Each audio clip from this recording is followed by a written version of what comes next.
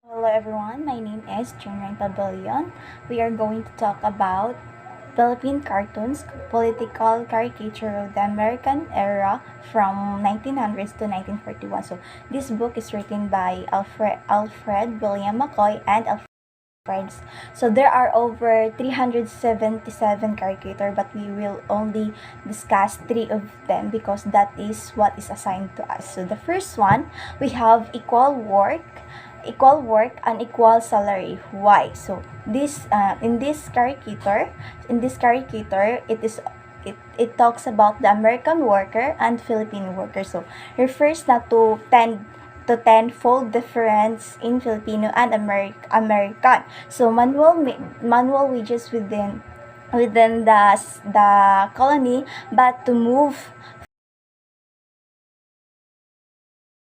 fundamentally inequality. So the difference in wages and working conditions between the two countries. So it is said that in this caricature that there are two workers or two countries that is involved. So which is the American worker and the Filipino worker. So they have a same or equal work, but but they but but kanang ilahang work is ang ilahang salary is not unequal ilang salary.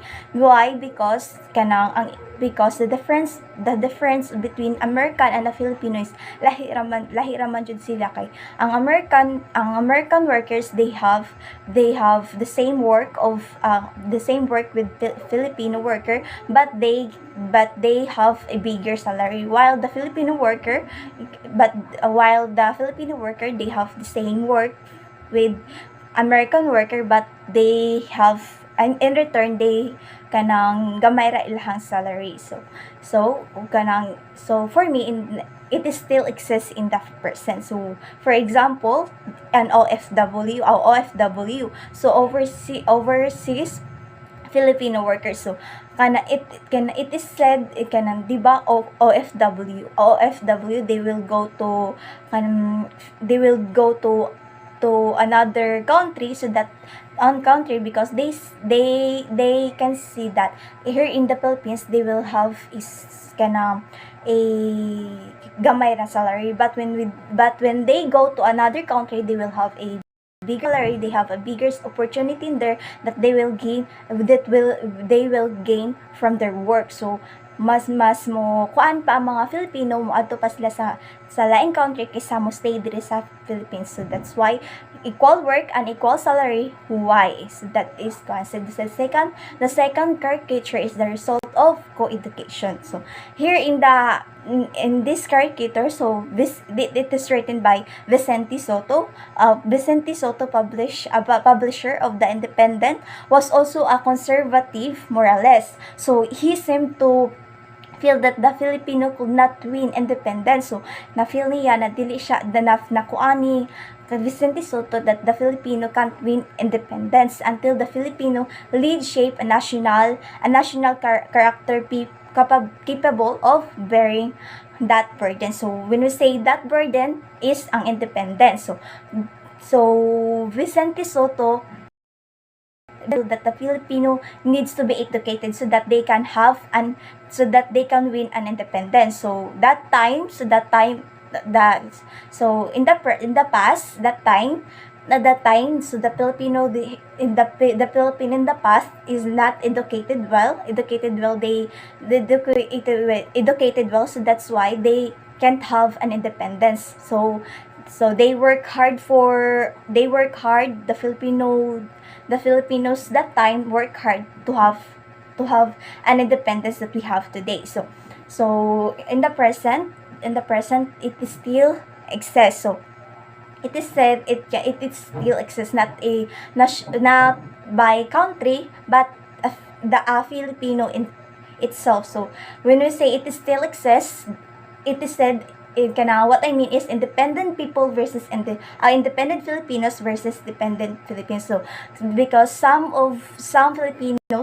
some Filipinos in the present still dependent of what the government will give to them. So they are waiting of what the government still what the government will give to them, or for example work, the government will provide work for them. So that's why they are still dependent Filipinos nowadays. So and we will say independent Filipinos is those Filipinos that work hard, or they study hard to be educated so that they can have a work without